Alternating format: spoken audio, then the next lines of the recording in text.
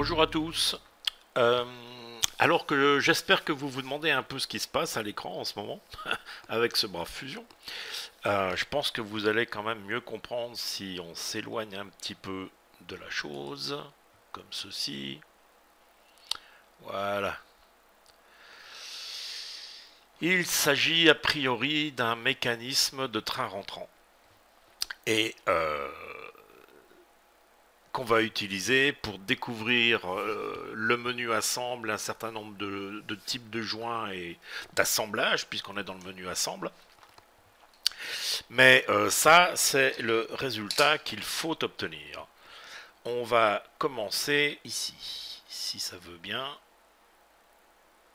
Voilà.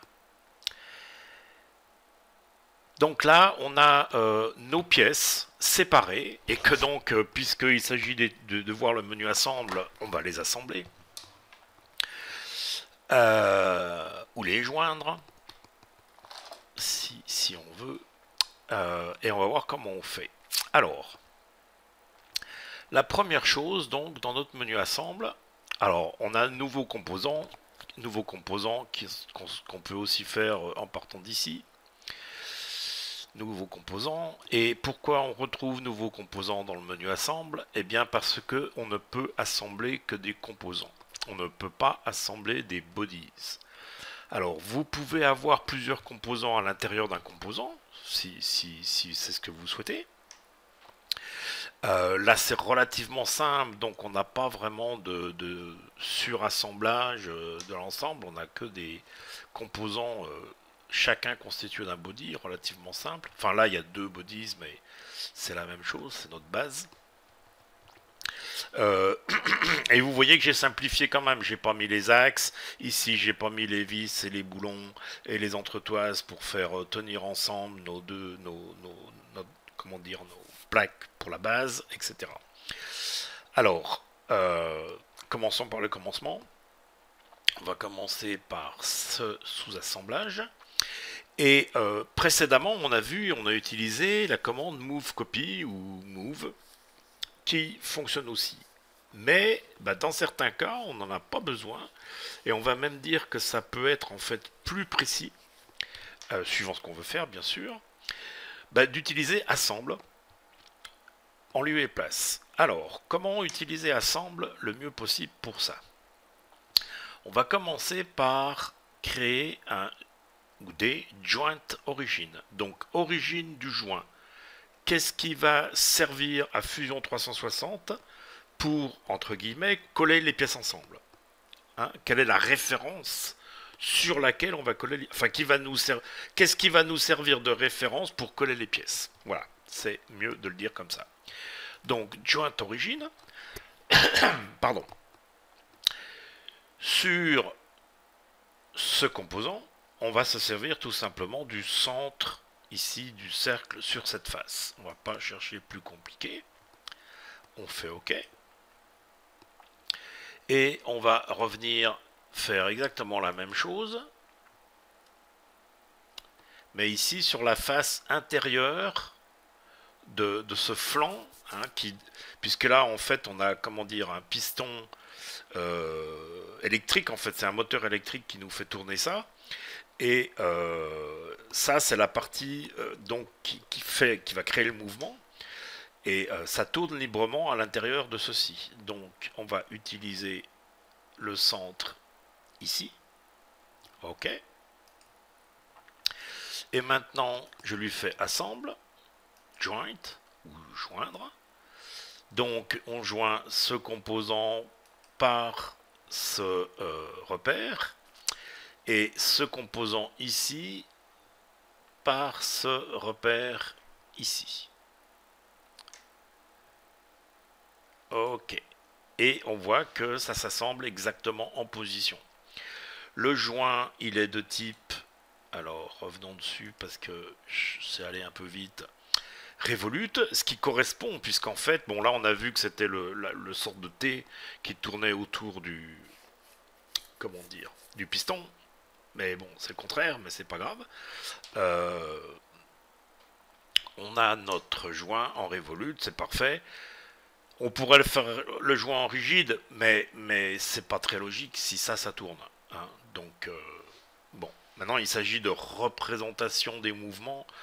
Je dis pas qu'il faut exactement que ce soit les mouvements tels que pratiquement mécaniquement ils sont. Ok. Bon, maintenant, donc là, les deux sont joints.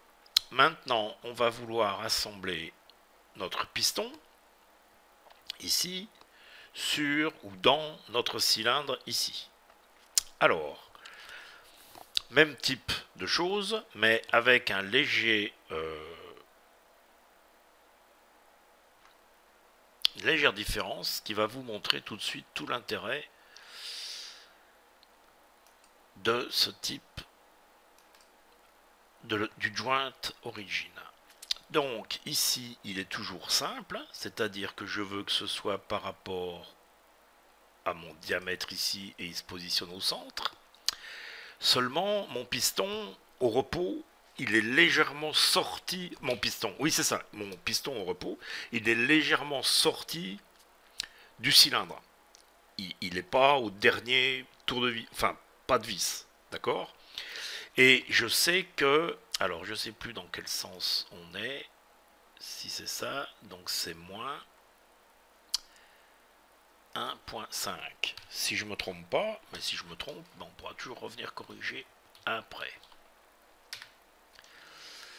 D'accord, donc ça c'est, on va dire, le repère qui va nous servir à venir coller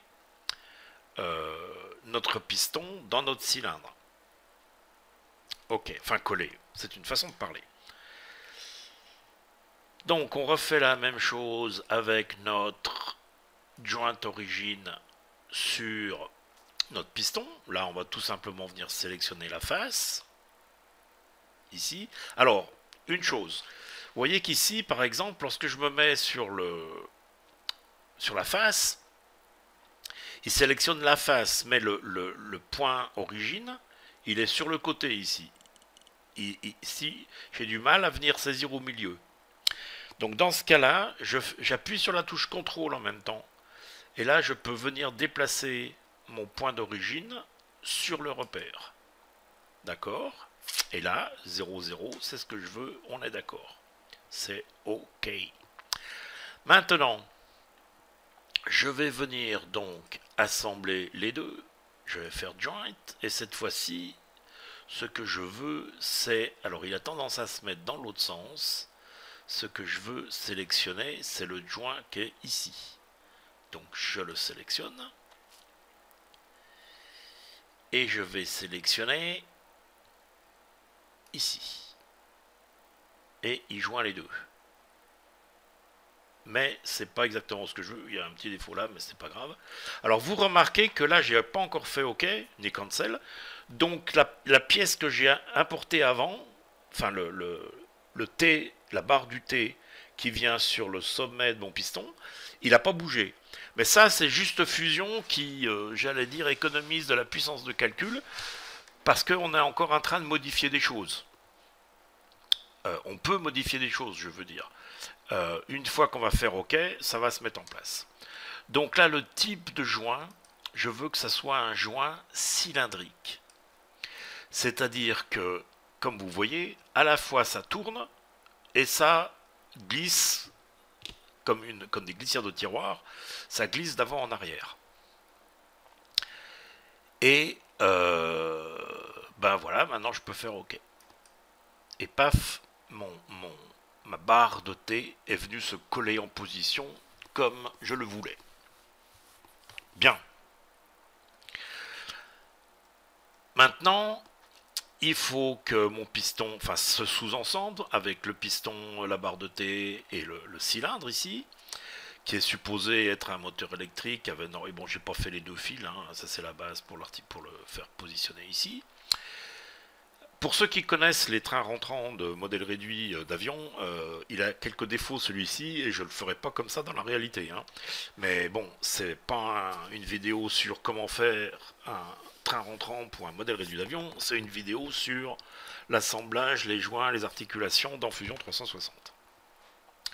Alors, là aussi, je vais avoir besoin donc d'un point pour ancrer ensemble mes deux objets. Mais c'est un peu particulier à sélectionner. Donc, on va lui dire toujours qu'on veut un joint origin. Mais cette fois-ci, au lieu qu'il soit simple, on va sélectionner entre deux faces.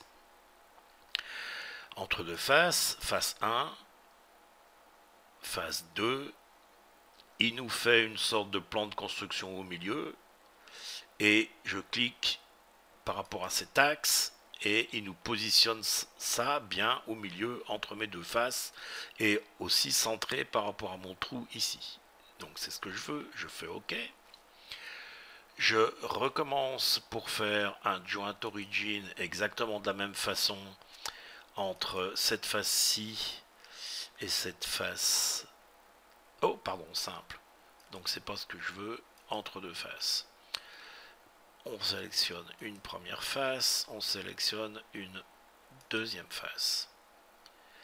Et là aussi, il me demande de sélectionner une référence pour placer mon joint. Donc je sélectionne le cercle du trou ici, et ça se positionne exactement au milieu.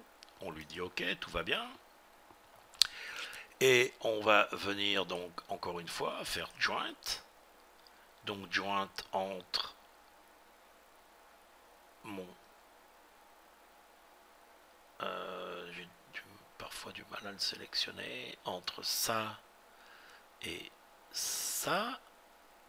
Et hop, il se positionne là où on veut. À part que là, on a un type de mouvement cylindrique qui n'est pas ce qu'on veut. Là, on va faire un rigide. Tac. Et ça bouge plus. On fait OK. Mon piston et la barre sont venus se mettre en place. Ici. Alors, j'en profite pour voir que ici, j'ai un léger écart entre la face du T du piston et l'ouverture qui est prévue pour que ça se bouge, que ça se positionne, que ça se déplace ici à l'intérieur. Donc on va aller mesurer quelle est cette différence entre ça et ça, et il me dit 0,52. 0,52 close. Donc je reviens sur le moment où j'ai mis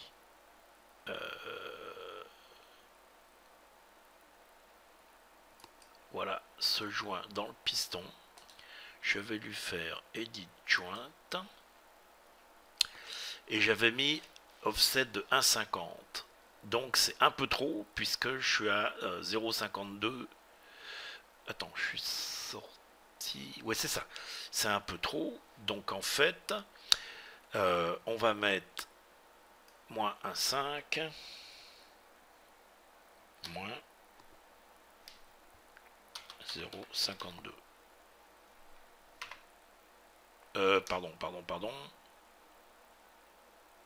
Non, ça va pas. Ça va pas. C'est ici. Edit. C'est pas moins, c'est plus qu'il faut faire. Voilà, c'est ça. Donc j'étais à moins 1,5 plus 0,52.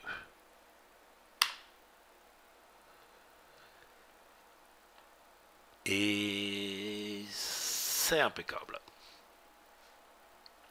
Ok.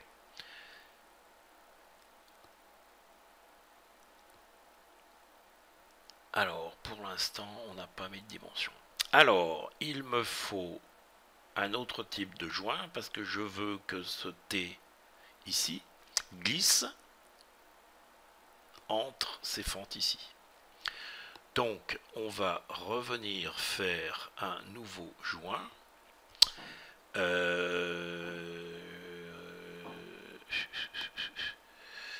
Ouais, alors cette fois-ci, on va faire, donc on n'utilise pas le joint origin puisque les composants sont positionnés comme je veux qu'ils le soient. Hein. C'est pas la peine d'aller chercher un point, ils sont déjà en place comme il faut. Donc on va faire un as-built joint, c'est-à-dire qu'on utilise la position existante des composants pour les faire se mouvoir l'un par rapport à l'autre. Donc as-built joint entre donc mon T ici et ma base ici. Le type c'est slider, c'est bien ce que je veux, et il me demande la position. Alors la position, ça va être dans cette direction, enfin selon cette ligne. Fixé dans l'espace, fixé au sol. Et là, ben, évidemment, c'est la base qu'on va fixer. Donc on lui dit ground. Et on lui dit capture position. Ok.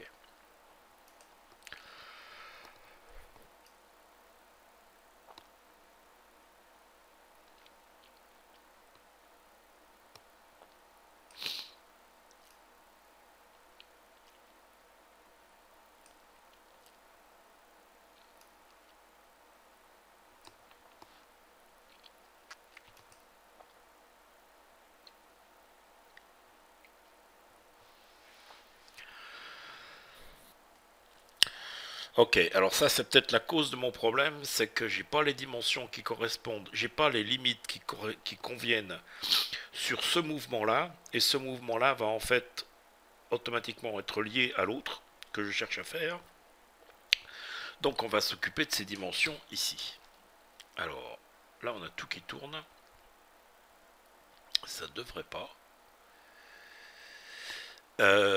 Et donc on est sur cylindre, on veut aller éditer les limites, rotate, on touche à rien, mais on sélectionne slide, puisqu'on a deux types de mouvements sur le même joint, on sélectionne celui qui nous convient.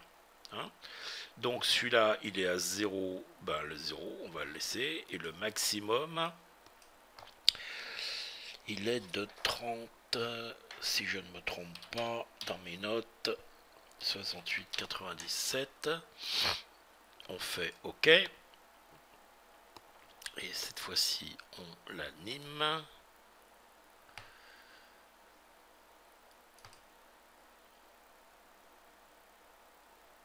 Et il bouge de la bonne dimension.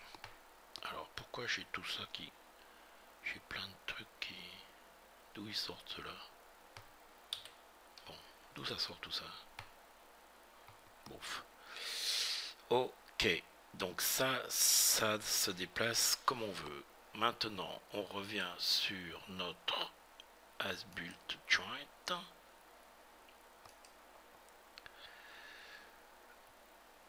Donc, entre ceci et ceci, et la position, elle est là. Il veut toujours pas me faire OK.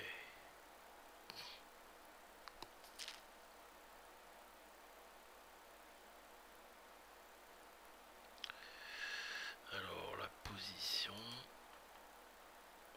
on va la sélectionner ici.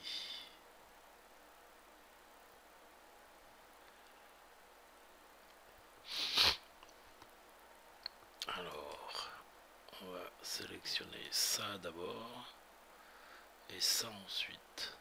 Ah, je l'ai sélectionné à l'envers. Ok. Donc, pardon. Maintenant, si je fais Edit Joint Limit, minimum 0, maximum 30 points. Aïe aïe aïe aïe.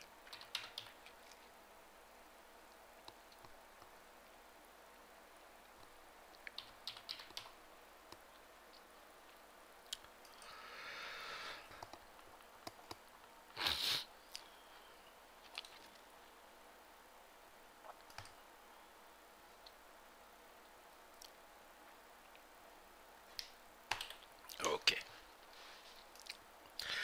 Donc maintenant, ce qu'il nous reste à mettre en position, eh bien, c'est la base dans laquelle va venir se fixer la jambe de train et qui va donc se mouvoir autour de cet axe poussé par notre piston.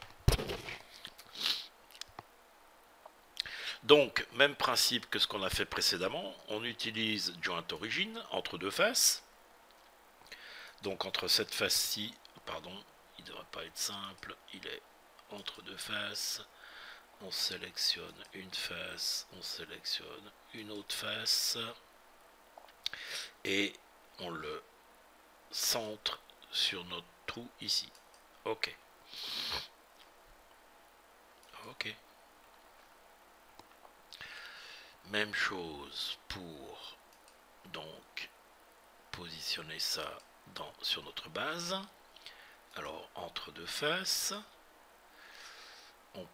On pourrait sélectionner les faces extérieures, hein. Là je sélectionne les faces intérieures, mais ça revient exactement au même. Le seul truc c'est évidemment de ne pas en sélectionner une intérieure et l'autre extérieure.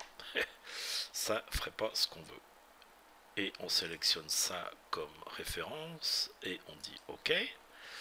Et maintenant on vient faire assemble, join, ceci,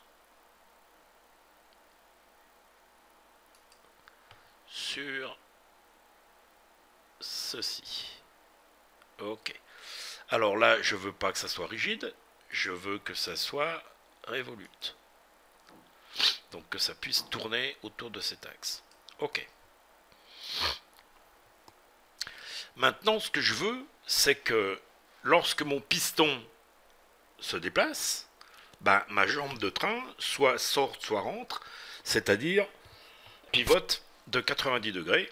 Bon, dans ce cas-là, je l'ai dessiné pour que ça soit 90 degrés. Il y a des axes, enfin des trains rentrants qui voudraient pivoter de 100 degrés ou de 80. Bon, tout dépend de. Ici, c'est 90 degrés. Donc, comment on fait? Eh bien, on va venir créer un motion link, c'est-à-dire un lien de mouvement ou lien entre des mouvements, si vous préférez. Donc, motion link entre le slider ici et le pivot ici. OK. Donc maintenant, le motion link, je vais l'éditer pour lui donner les bonnes... Donc pour une distance de 30.6897, qui est ce qu'on a indiqué comme mouvement du piston, je veux une rotation de 90 degrés. OK. Maintenant, je viens animer la chose. On lui dit animate modèle. Et j'ai bien l'illusion, parce que c'est pas absolument parfait, que mon piston fait se mouvoir donc mon ensemble mobile avec la jambe de train pour rentrer et sortir le train. Voilà. J'espère que c'est utile, que c'est pas trop rapide, mais comme il y a pas mal de choses ensemble, je voulais pas faire une vidéo d'1 heure. On reviendra dessus parce que il y a des types de mouvements qu'on n'a pas vus. Il y a d'autres types de mouvements qui existent et qu'on n'a pas encore vus dans Assemble. Enfin, on a vu les joints, mais il y a d'autres types de joints, c'est ce que je veux dire. Rigid Group, on n'a pas vu, mais on le verra, ça c'est très simple à comprendre. Drive Joint, c'est en fait... alors, on va arrêter le mouvement. Arrête.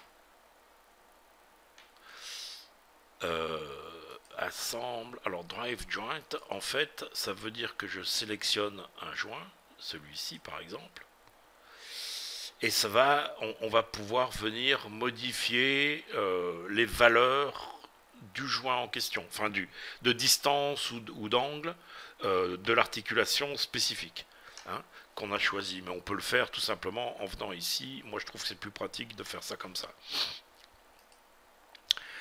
Alors, les contacts sects, on en parlera, mais bon, pour l'instant, c'est buggé, c'est pas parfait. Et ça ralentit énormément Fusion, donc je dirais que bah, il vaut mieux faire autrement. Dans cet exemple-là, j'ai essayé parce que c'est ce que je voulais faire. Il semblerait logique que, en fait, le mouvement de ma jambe soit donné par le contact entre le piston et la fente ici sur... On va aller isoler ça. Voilà, de faire un contact set donc entre le piston et ce slot ici, cette fente. Ça semblerait tout ce qu'il y a de plus logique. Mais en fait, ça ne marche pas.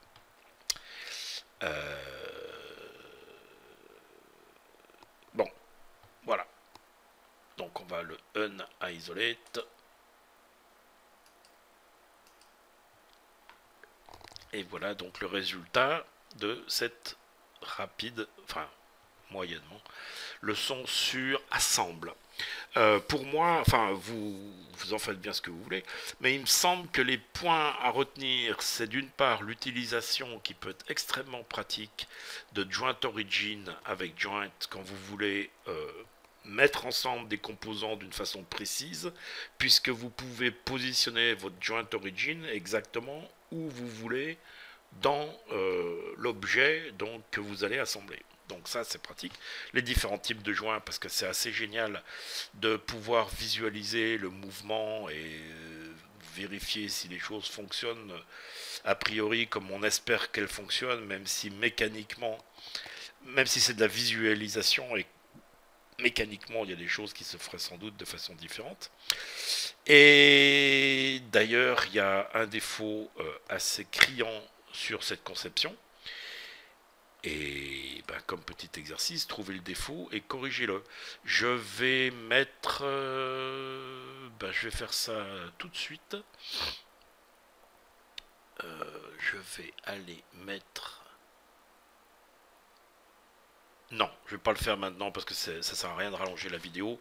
Je le mettrai en dessous de la vidéo, l'adresse, l'URL, pour pouvoir aller sur ce fichier, donc sur A360 par internet, de façon à ce que vous puissiez télécharger ça et jouer avec. Voilà, donc voilà, pour une fois dans une vidéo, on n'a rien construit, on n'a rien fabriqué. Les sketchs, tout ça, ça a été fait avant, on a juste fait de l'assemblage, du mécano. Et ben voilà, j'espère que ça vous est utile. Merci de votre attention. N'hésitez pas, bien sûr, à vous inscrire à la chaîne, vous abonner à la chaîne de façon à être tenu au courant des nouvelles vidéos qui arrivent au fur et à mesure.